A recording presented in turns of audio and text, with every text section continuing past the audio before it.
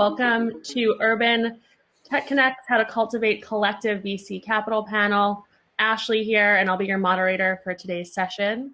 We'll get into intros in a bit, but in terms of format, we'll start off with a few questions on our guests' backgrounds and then get into the heart of the conversation, that is how to cultivate and build Black and Latinx ecosystems to create venture-backed pipelines.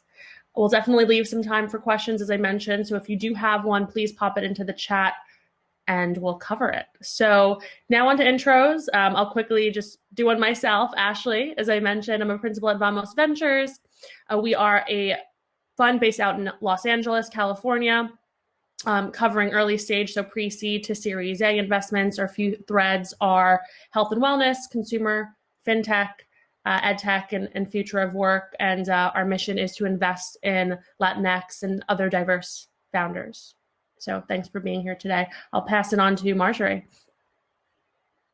Ashley. Hi, everyone. My name is Marjorie Lopez. I am Vice President at RX3 Growth Partners. We are a $50 million consumer-focused influencer fund that was co-founded by Aaron Rodgers, quarterback of the Green Bay Packers. And, our goal is to look for strong consumer brands that authentically resonate with that LP influencer base and add value beyond capital by leveraging the celebrity influencer LP base. We invest in Series A and above. Based out here in Newport Beach. Prior to RX3, I was at Barclays doing investment banking in their global consumer retail group. And I'll kick it off to Lisa. Oh, thank you. If I freeze, it's because the computer is struggling with hopping right now. I'm Lisa Vaughan. I'm managing director at Oceanizable Partners.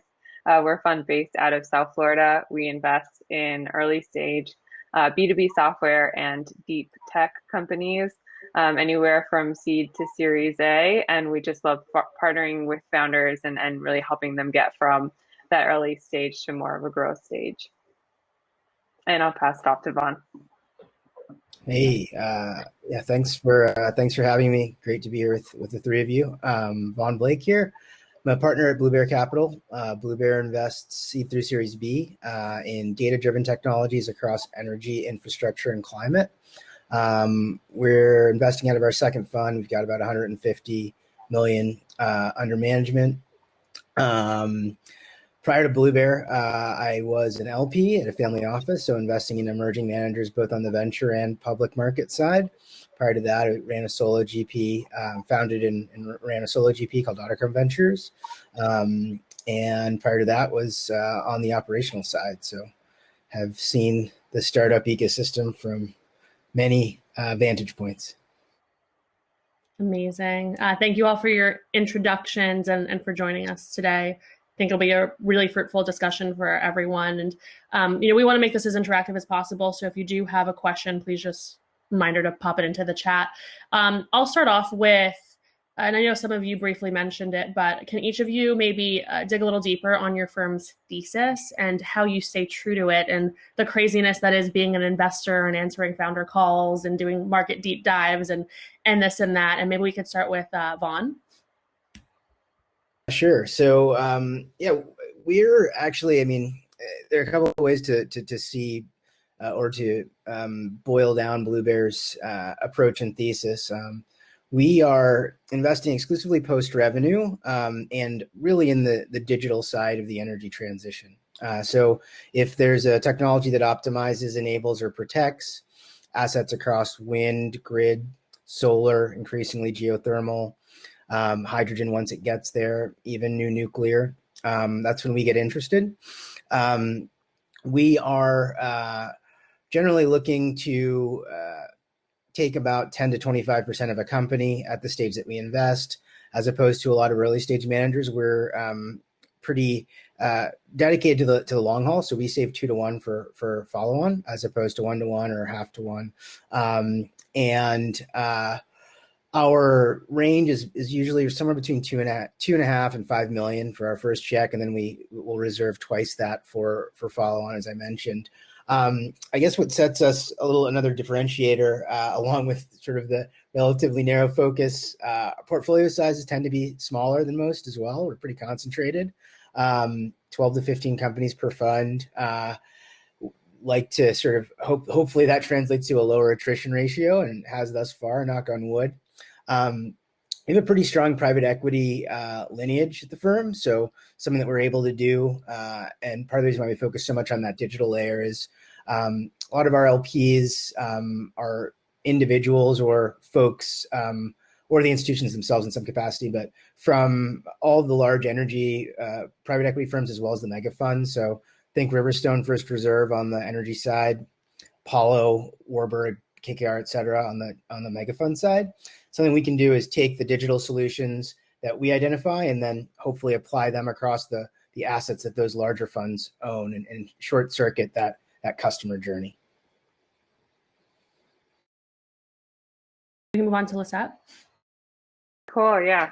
So some similarities to Vaughn, and then some like major differences. We're also on our second fund, so I'd say for us, a big thing has been iterating on how we vocalize our thesis and also our process to stick to our thesis.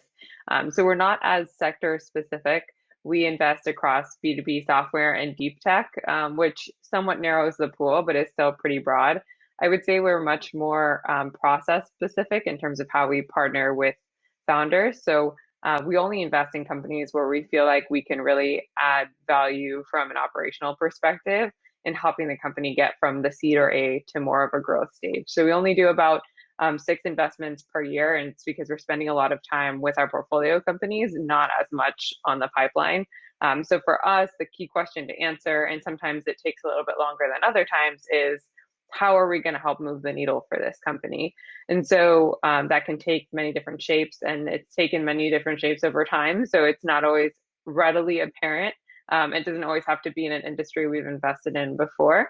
But for us, it's really building that partnership and that relationship with the founder and making sure that it's a fit in both directions. And so there are certain things, like if it's not seed or Series A, pre-revenue, there are certain factors that are easy to check the box or not check the box of right in the beginning. And then other things, honestly, just take time and getting to know the founders and really developing those relationships. Wonderful. Marjorie? Thanks. So some similarities with Lisette Vaughan, so some overlap with those two funds there. So we're a first-time fund. We are very sector specific. So as I mentioned, we only invest in consumer. So think of all the verticals within consumer. So CPG, food and beverage. We're investors in a restaurant and apparel. So all kind of consumer facing brands. And kind of echoing what Lisette said, process is really important, making sure that, you have a process in place to make sure that you're doing what you said you're going to do and investing in those brands and at the stage that you said you're going to invest in. We don't invest in anything pre-seed or pre-revenue. So, we like to see about 5 to 10 million in revenue before we get involved. And I'll say for us, it's really important and this is part of the diligence process, make sure that RX3, that we can add value. And our differentiation is our influencer base, right? With Aaron Rodgers being one, but aside from him, we have an influencer network where we look for brands that we can, that authentically align with that influencer base, so that way we can add value to them. So that's very important in our investment, thesis as well. So I'll say kind of, and that's part of the process, and it's part of pre-IC to make sure that, we're selecting those brands where we'll definitely be a value-add strategic partner. Thank you all for that informative information on your thesis and what you get excited about. Community is big in our jobs. And so I'm curious, what are the ground rules for promoting and fostering a broader sense of community for particularly Latinx and Black founders with so many different goals and objectives? And as you said, there's differences in, your investment theses here and there. So maybe we can start with Marjorie and do reverse order. Sure. So, one of the things coming to conferences like this where you get to meet, Latinx and Black founders is a great way to foster the ecosystem. Other organizations that you can join, like All Raise, Latinx VC, La Familia, all of Black VC, those are all great organizations. And, I think that the more you can get involved with, the better, and really try to help change almost from within from those organizations. And it's also, the ecosystem's large, so it's also meeting LPs of underrepresented backgrounds, right? It's also it all kind of ties together. So going to those conferences, serving as a mentor, maybe. For example, I mentioned that we only look at consumer brands that are, we don't do anything pre-seed or kind of pre-revenue, but, serving as a mentor for those Latinx or Black founders or other founders of underrepresented groups that maybe are too early for your fund, but you can share some of those learnings of, the companies that are doing really well in your portfolio, or some of the kind of hard-learned lessons that you had to learn, but, share those learnings with them. And I think that's how, we can help foster, a great group of the next kind of Latinx and Latin VC founders. Yeah, I echo a couple of things that Marjorie said. She mentioned sort of changing from within or from the inside. I think that's super important. And I think that part of the big reason I went into VC is I started off in dorm room fund, which Ashley knows well. And our team was it was awesome. It was about equal female male. I think one year I was there, we actually had more females than males, different backgrounds from all over the world, different stages of life as well. And I loved being part of that team. And as soon as I realized that that's not what VC actually looked like in, the real corporate world, I was like, well, one way to change that is to be a part of that change. And so that was part of what inspired me to go into VC. And I think like whenever I get a text or an email asking like, hey, will you talk to my friend who's interested in being in VC or who wants to learn more? I always say yes, because I think the more people that we can get who look like us or who look like people who, aren't typically represented in VC, like the more that community will continue to flourish. And then the more diverse the networks get, the more comfortable people of minorities and underrepresented groups feel sitting across the table from us. So I think all of those things make a really big difference. It's changing on both sides of the table. And then I think another thing Marjorie said was just always keeping the door open and saying yes to conversations, even if the company may not exactly fit your thesis and may not be a good investment for the fund, still taking the meeting so that you can provide feedback and maybe even make connections that could be helpful for a founder. That goes such a long way in so many cases, even if it's just 30 minutes out of your schedule and it can really help them. So things like that I think make a really big difference. I couldn't possibly sort of reemphasize those points enough. I think it's all about openness, transparency, communication, and being willing to have conversations with people in what has just historically been such an opaque industry and space, and bringing clarity and unlocking those doors and being open to having conversations that are honest and value add, just goes a long way, and that knowledge proliferates through communities a lot faster than something that's more prescribed.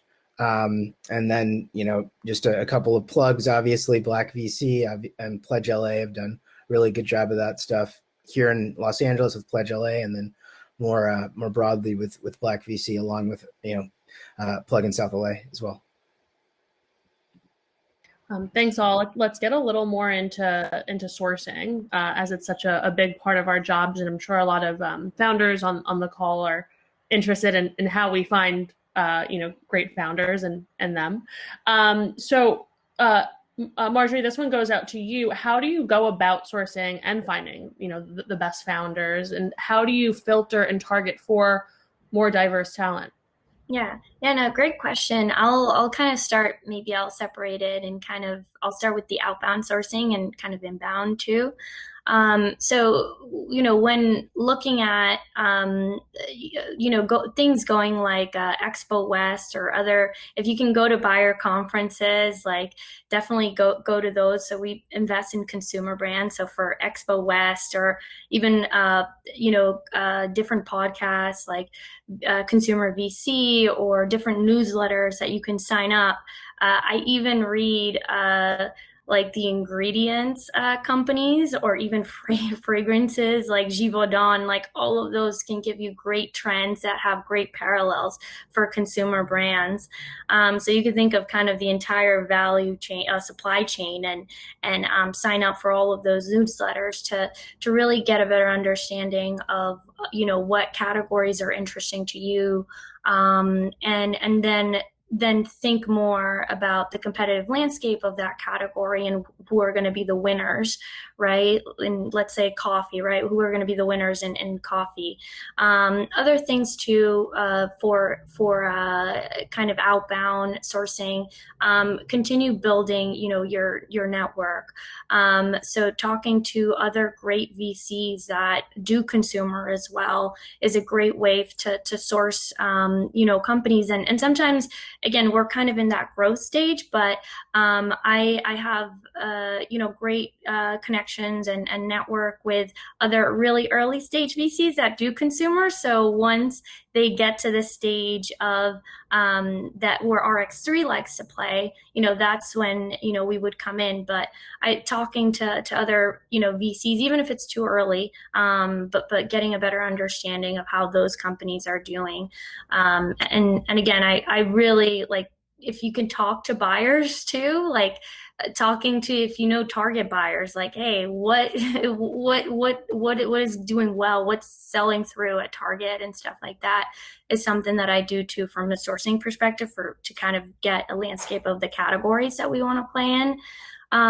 For inbound, so we get a lot of inbound sourcing from a lot of our influencers. So a lot of our influencers are seeing a lot of deals, and then they pass it on to us, and as well as some other VCs. So the way to think about this game is you really have to be collaborative. You have to bring in other investors that are going to fuel the company for that next stage of growth. It can't be really sharp elbows at all. Like, I think of it as, in order for you to build a company, you really need a strong group of other VCs that are going to help lead the way, whether it's, us with an influencer, Lisette's VC with the operating background, and Vaughn's, with kind of that lineage of kind of the PE background, kind of more the financial kind of acumen. You really have to build a group.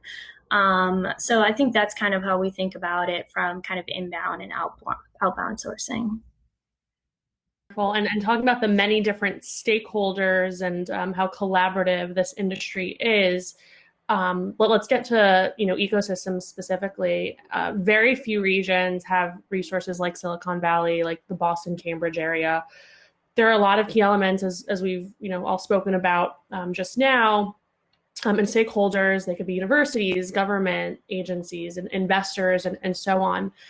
So Vaughan, what makes a startup ecosystem thrive, and how can that be sustainable? Good question. I think the pandemic year did flatten things a bit, and I think removed the geographical boundaries that have historically constrained flourishing of tech ecosystems outside of those existing pockets.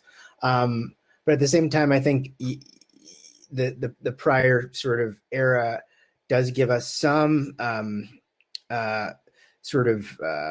fodder for understanding how they do develop well. And I think a lot of that is differentiation, whether that's a specific industry that's local to a place, whether that's a specific, sort of, to your point, university or industry that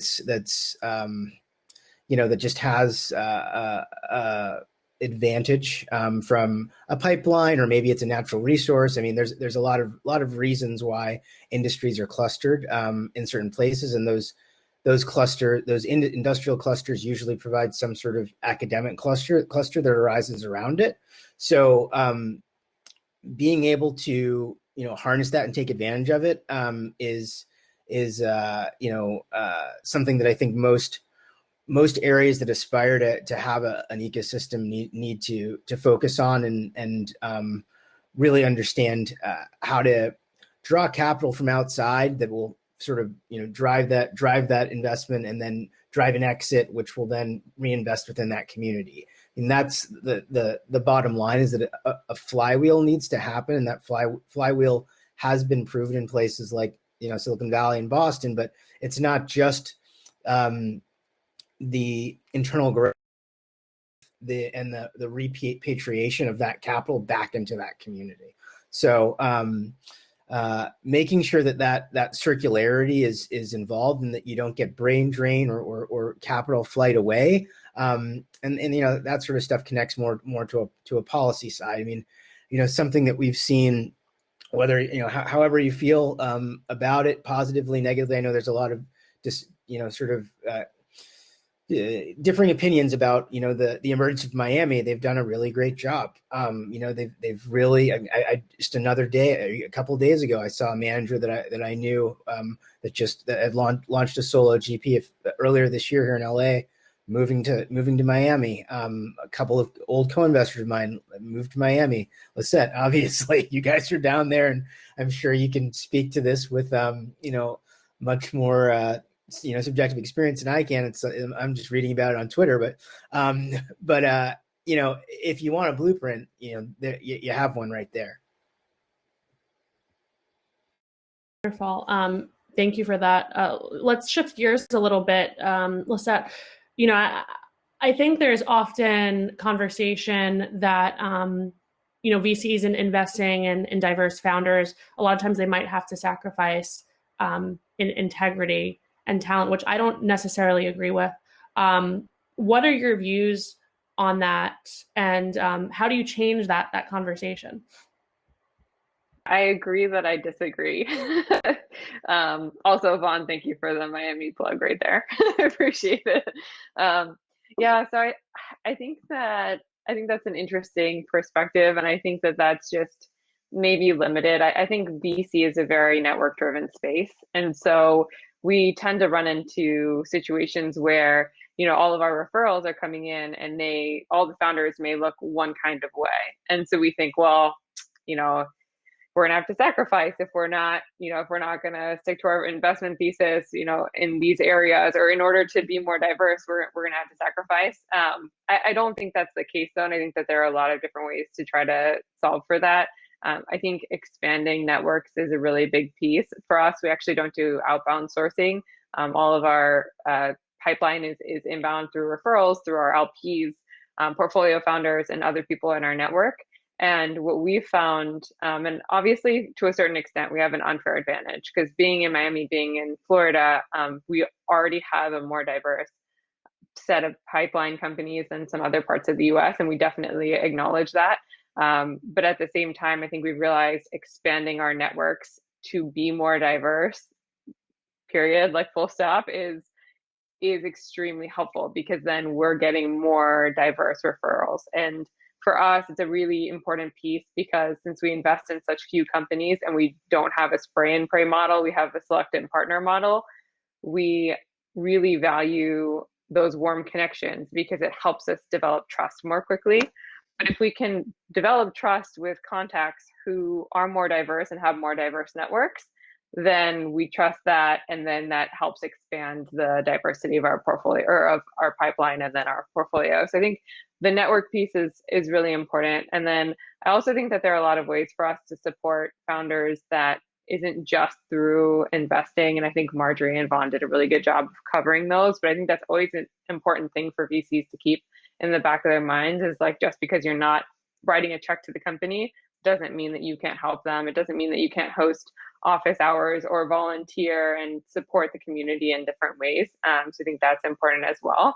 And then just like taking a big fundamental step back, sometimes we need to reevaluate our investment theses and figure out like, well, is there something inherent to our thesis that is limiting the types of founders that we're looking at? And should there be some sort of adjustment there or some sort of expansion or tweak? And I think it's really important to do that. I mean, I know we're a young fund, so it's much easier to pivot when you're at the seed stage of your fund than you are, than when you're at fund 6, 7, 8 and you have a very established brand. But even so, I think that there's always tweaks and adjustments that can be made.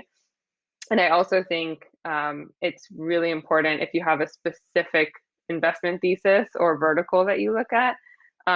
If you don't see a lot of diversity in that space, maybe there is a more fundamental way that you can help support founders who are interested in getting in that space, who have more diverse backgrounds, who just haven't taken that leap or plunge yet because they don't think that the support will be there for them when they try to raise capital.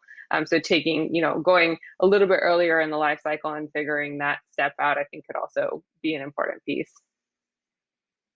Great. I love that point about being reflective on our own investment theses and criteria. I think that's very necessary in the space that we're in. And talking about being a value add more than the capital, maybe we can just go around the circle here. What about talent? How do we develop and gain access to talent within our communities?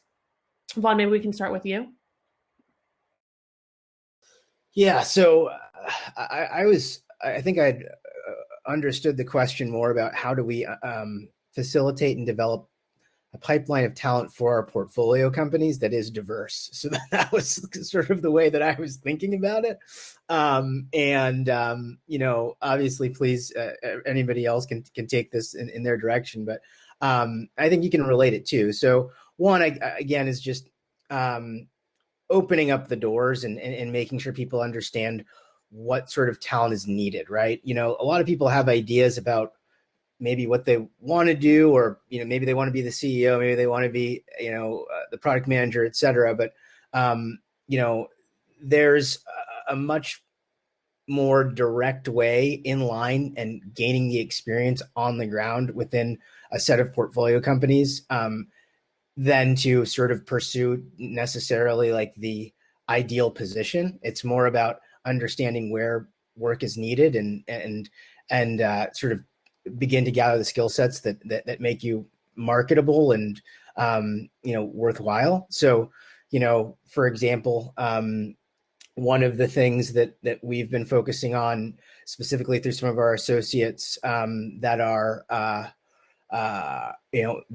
African American is discussing and trying to facilitate just a more open door on the Black engineers at some of the schools that they're working for, giving them the sort of insight and opportunity to think more about clean tech, to think more about operating in a startup system as opposed to, taking that job right out of college that may pay a lot and may provide obviously reduce student loans or any of those sort of that a lot of folks from underrepresented backgrounds sort of foresee that make them not go down the startup route, and trying to plan ways around or have some experience and connections in broader network where taking that leap doesn't feel as risky because you have a better support system around you that will enable you to maybe get a job at a later stage startup. But getting in early and developing that network without the risk.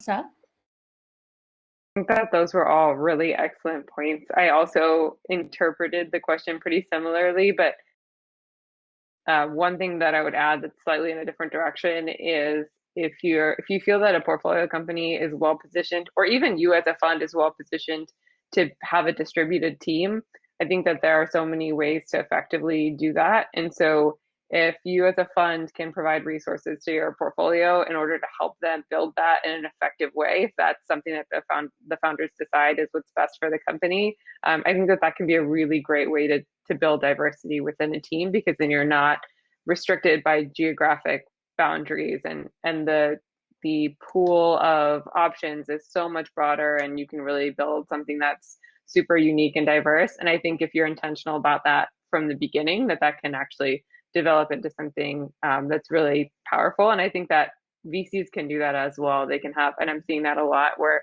their team members spread throughout the US, and that's led to really diverse additional team members and also pipeline.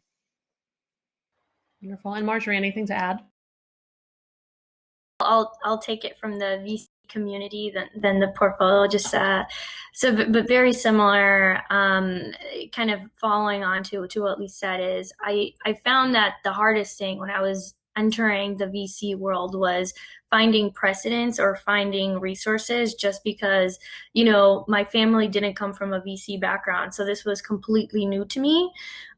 So I think for us to really foster talent and kind of the next generation of Latinx, like Black VCs, is really sharing the resources that now I'm in VC, like, wish I had known, right? Because there's like VC University, there's sample case studies, there's all of these great organizations that have a lot of tools and resources that are free or very low charge that you can use to empower other potential kind of Latinx and Black VCs for them before they take the plunge, right, and they make a career switch to VC. So I think kind of offering and helping have that tools and those resources, sharing that information with them, I think is very helpful and empowering as you switch career. Thank you all for the perspective. Sorry, Vaughn, were you about to say something? Yeah, because I think that I misinterpreted the question. But on the VC talent pipeline side, I mean, I think it's pretty direct, and that's just like, if you have the capacity to be influential in hiring at your firm, which some of you may not yet, hire diverse people, and that's really like the only thing that you can do. And we luckily our firm's been pretty good at that. Actually 3/4 of our associate hires, summer associate hires or that have graduated have been from underrepresented backgrounds. So I think it makes a huge difference, and you can tell just from the conversations, the folks that they bring in, it just proliferates, and it's a very simple and direct way to make a difference. Yeah. And if your firm is not hiring yet or too small, there are still ways that you can help. Like I always help, like when they're doing case studies or running through the case studies and running through presentations. I think that's another way that you can help them be prepared so they can land that job. Yeah. There's so much importance in paying it forward once we all get to these types of roles. And speaking of which, all of us are Latinx and Black VCs. We're unicorns in the space. What role do we play in fostering a more inclusive investment portfolio and general ecosystem? Lisette, maybe we could start with you. I think I would say a really big role is the short answer. I just think it's really important to be aware of the position that we're in terms of being able to help and to make a difference. And that doesn't mean that we all each have to individually move mountains and be the only one at our firms to be making an effort. I'm not saying that at all. I just think that we're in a unique position to be able to sort of lead the pack or lead by example. I think something that we've done that's been really helpful is just even looking at metrics around our pipeline and portfolio in terms of where we are with the number of minorities, the number of females we're seeing, and so on and so forth, and just being really cognizant of what that looks like and how it translates into our portfolio.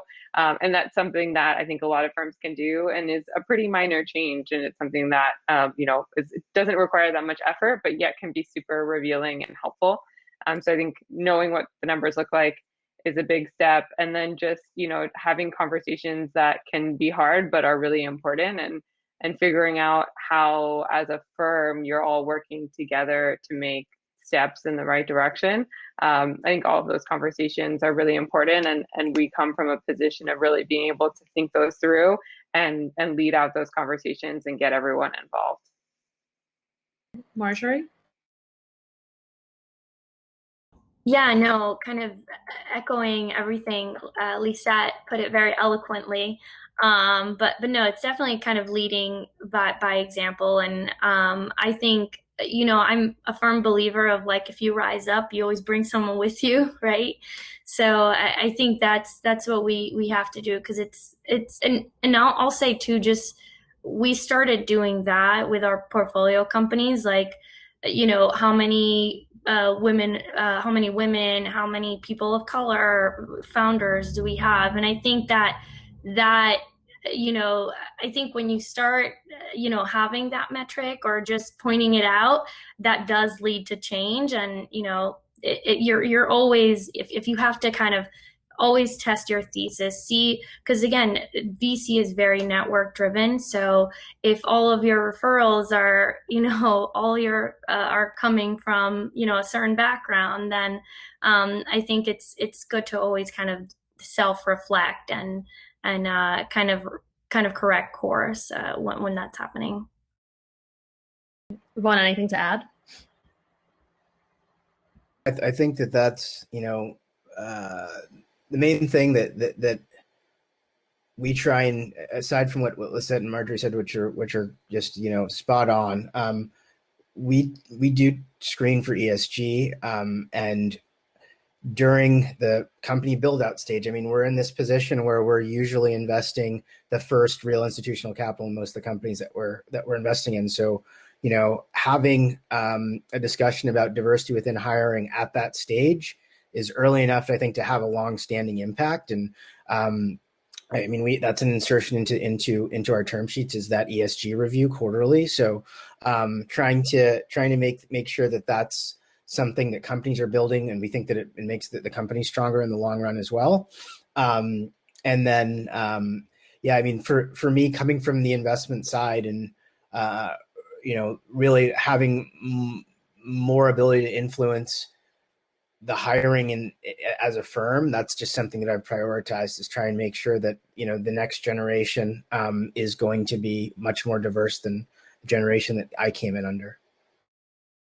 Wonderful. I want to take this time really quickly. If you do have a question, just please feel free to pop it into the chat. We'll get to it after this last one, and maybe we can go around again really quickly. What's one piece of advice you have for those wanting to develop a new startup ecosystem and/or community?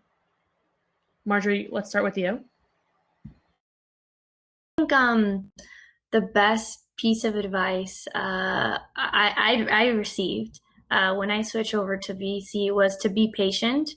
I think it's not a race. Be patient. Building an ecosystem takes time. Stay true to who you are and learn your voice. Like I joined about a year and a half ago and was in the office for just 2 months and was trying to build my network and meet new people. And I was like, oh no, everything's kind of shut down. But be patient, it will happen, and stay true to who you are. I'd say it's kind of the best advice. Right. Vaughn? I'd say try to find your edge. I mean, at the end of the day, this is VC. It's one of the most competitive games in the world. So find the edge that you're bringing to the table. I guarantee you that you have one if your idea is going to be exponential, and cultivate that edge, whether it's a community edge, whether it's a technology, whether it's an awareness or an insight, whatever it is. But find the edge and amplify it, double down on it, and draw capital towards it. Thanks. And to round us out, let's add. I'm smiling because I had 3 answers in case I was going to go last, and then covered 2. So I was like, thank goodness I came up with 3. So the third answer that I was going to say is, I guess it's a 2-part answer, but it's don't be help. I think that's a really big thing. Like, reach out to people in other communities that you think have been good examples and role models, and just ask for advice on how they did it. I think you'll be shocked by how often your emails or messages get answered. So it's that, and also remember that you're not in this alone. If you have an idea for trying to start a community in in wherever it is that you're from, there's probably other people there who feel the same way, and maybe they felt alone and haven't taken the plunge yet and jumped into it yet. So trying to find people in your community who also want to jump on the ship with you and get this started is also a really good way to get there and have the motivation, because it's multiple people doing it together. Thank you all for your insights. I'm sure everyone in the audience appreciates it. And speaking of the audience, let's get onto our questions here. And I'll just go down the list, and maybe our panelists can popcorn in. So we have one from Steven. A lot of venture firms say, send us a message through our website. But a lot of talks like this say you need an introduction. What is the best way to spark up a relationship with most VC/investment firms if relationships/introductions aren't readily available?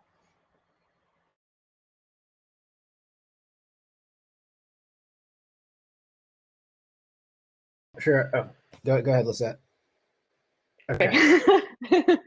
Whichever. You go first. Okay. So I think I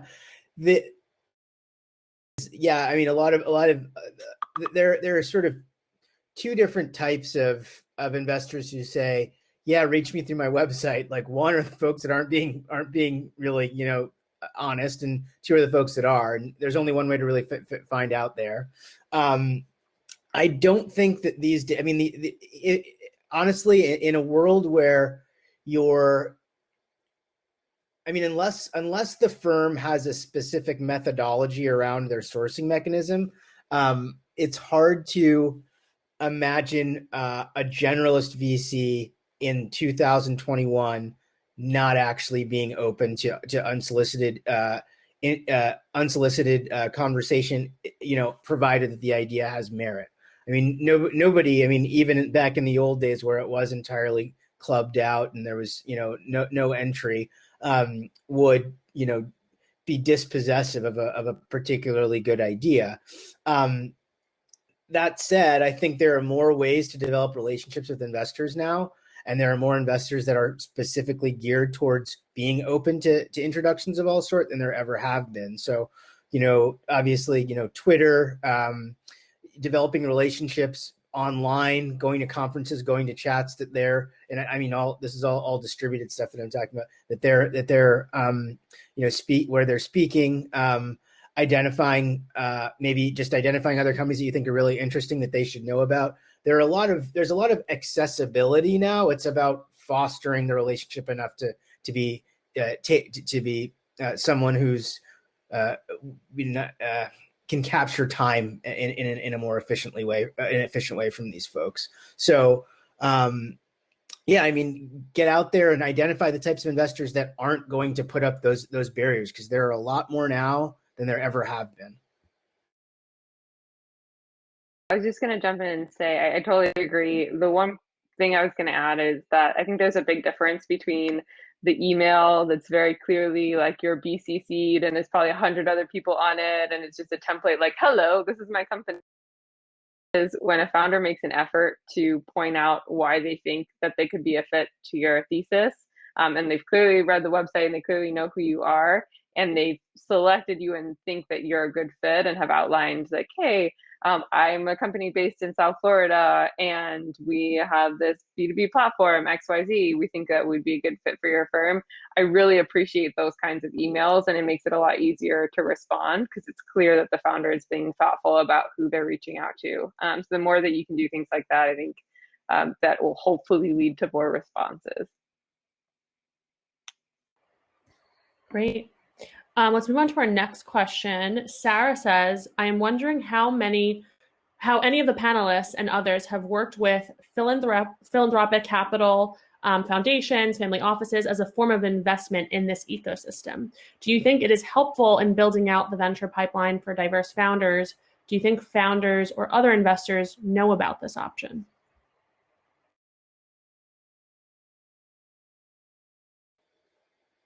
Yeah, I mean, I think there's a pretty radical difference between a family office and a foundation, obviously, or a donor advised fund. I think that there are a lot of foundations that are making strides here, especially on the LP commitment side to diverse funds. I'm sure we all know some of them who have made commitments to friends of ours, or to funds that we know. So I think that's something that's undoubtedly happening. The family office side is a totally different ball of wax. Obviously, it's just very differentiated, and they're still primarily driven by the more traditional frameworks around returns. So they may or may not understand that investing in diverse managers and diverse founders is actually, an economically beneficial way to allocate your capital. But yeah, I mean, it's a super important part of the ecosystem, especially on the LP capital side. I think you'll continue to see more foundations playing a part in terms of committing to diverse fund managers and diverse funds, and that's a good thing. Marjorie, Lisette, any other thoughts? Yeah, I'll just add to Vaughn's point. The bigger the ones that can serve as an anchor LP or have an emerging manager program, like they are part of the DDQ, like they're asking about diversity, equity, inclusion, and they have that mandate. So they want to know, how are you selecting diverse founders? Do you have a diverse member that's part of your investment team who makes up your your IC? So the ones that are writing the check are also now, at least the bigger ones, to Vaughn's point, not the family offices, but the really kind of really big LPs are focusing a lot more on diversity, equity, and inclusion. So I think that's going to, help, build out a kind of a stronger pipeline for diverse founders as well. To add on to that, foundations are they're much more flexible than your pension funds, et cetera. So they've been actually sort of belling up to the bar and putting their money where their mouth is, as opposed to, you get a diverse manager conferences, LP conferences, and there's a lot of chatter.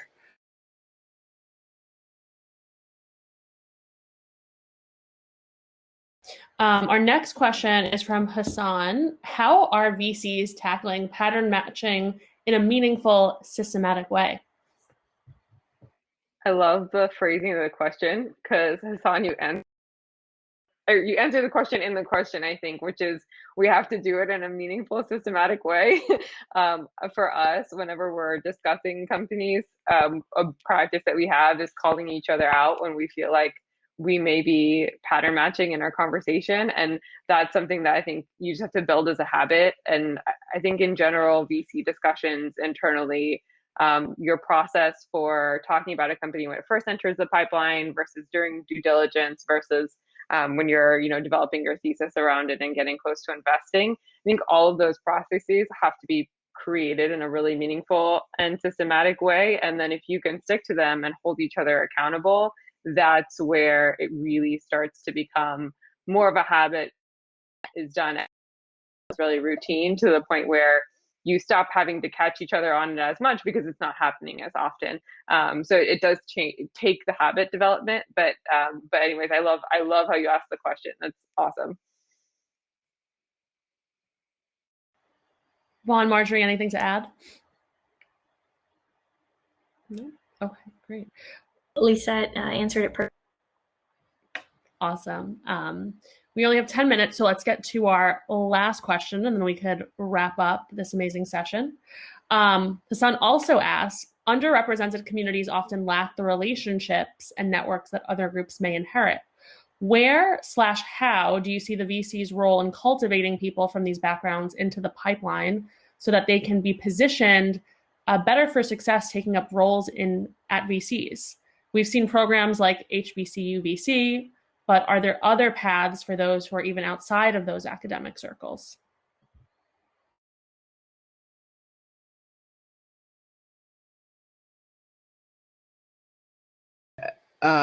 In terms of, I'm assuming that Hassan's asking about getting into VC specifically as opposed to just startups. Sounds like.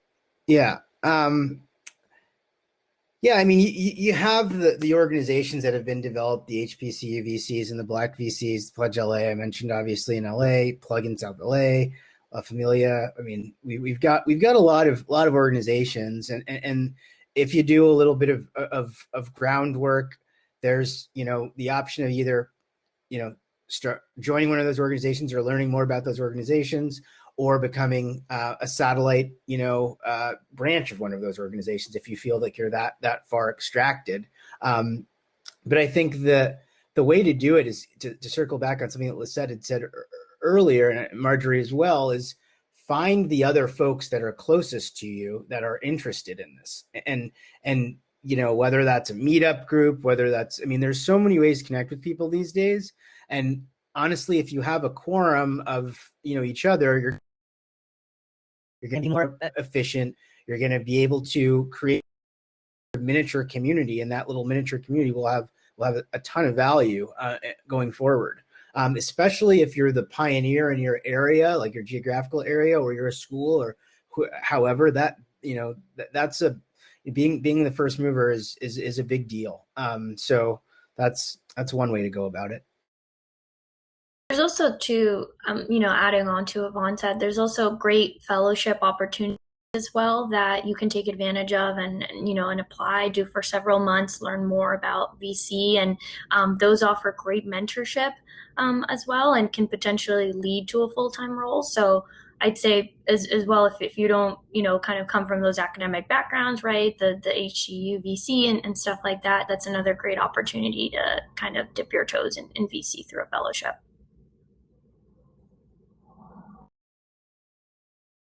Is there anything from your side?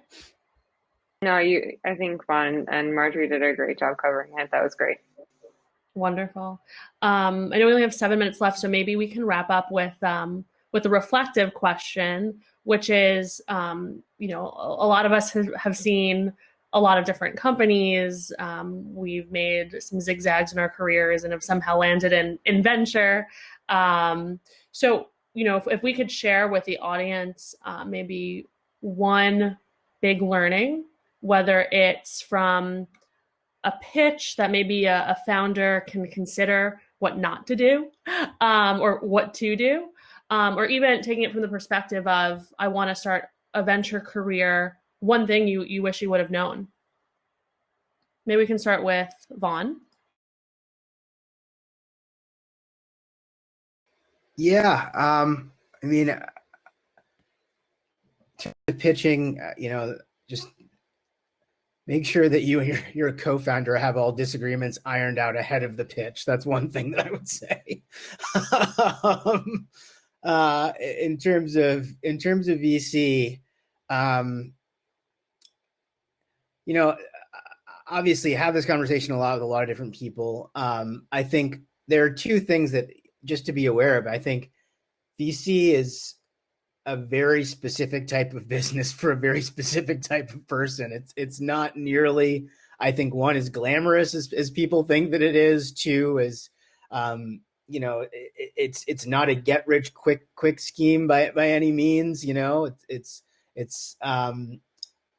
really takes a dedication to entrepreneurship and a respect for the entrepreneur, and that process and the challenges and the commitment level that drives this whole ecosystem. So be very clear about what you want, and let alone with those other things. It also takes a very high degree of risk tolerance. You have to have significant risk tolerance to jump into the trade. You also have to really understand risk to be a good investor. So those are things that I think you just are table stakes. So yeah, that's what I'll leave it. Thank you for that, Lisette. Yeah, so I think, I guess from the pitch perspective, I really respect founders who are clear on and know what they don't know and are able to verbalize that. So founders who don't pretend to have, instead acknowledge when they get a question that they haven't thought about before, or even share during the pitch, like, this is the direction we want to go in, and we're not totally fleshed out on how we're going to get there, but we know that there's a huge opportunity, and that's what we're looking for in an investor to help us figure out. Just things like that, just the true honesty and and being open about, knowing what they don't know. I think from the VC perspective, Vaughn covered so many great points. It's just like it takes a lot of patience. It in many ways is similar to being in a startup, and in many ways it's very, very different because especially in VC, you're jumping around between so many different things each day. And whereas as a founder, you're able to focus on your company, while you may still have to wear a ton of different hats, it's still a more clear, concrete goal and singular purpose. Whereas when you're in a VC, you could get a call at 10 p.m., with a frantic line in your portfolio asking for help on a pitch that they have in the morning. And that's something that you just have to be ready for and help with. And so just acknowledging that it may be a different set of risk tolerance, skill set, and honestly, just like interests and things that you like to do. And being willing to try it out and realize that it may or may not work for you. And that's totally okay, because you'll learn about yourself and what the best fit is for you in terms of a role. I would say that those are some other things that have been big learnings for me since I joined. Thanks, Lisette. Marjorie? And Lisette, you took my answer. I was gonna say that it's same wavelength. I like it. But I'll add to what Lisette said. I'll change it up. So from the pitch perspective, that's definitely been one, kind of knowing what you don't know. But I'll say too, just one of the things that I've seen from the kind of better founders, or the pitches that stood out, where even if it's not a fit right now, it's not a no forever. And what I've seen the really awesome founders do is even if it's a no, they stay in touch with you, and they do it in a way that's very genuine. They give you updates, and now we're looking at a company, where we might actually invest in them because they're doing much better than we expected that they would be doing at this point. So it's staying in touch, taking the no, very gracefully, but continuing to build that network. And maybe they'll introduce you to other VCs that are a better fit stage wise and stuff. So that's what I've seen some really good founders do.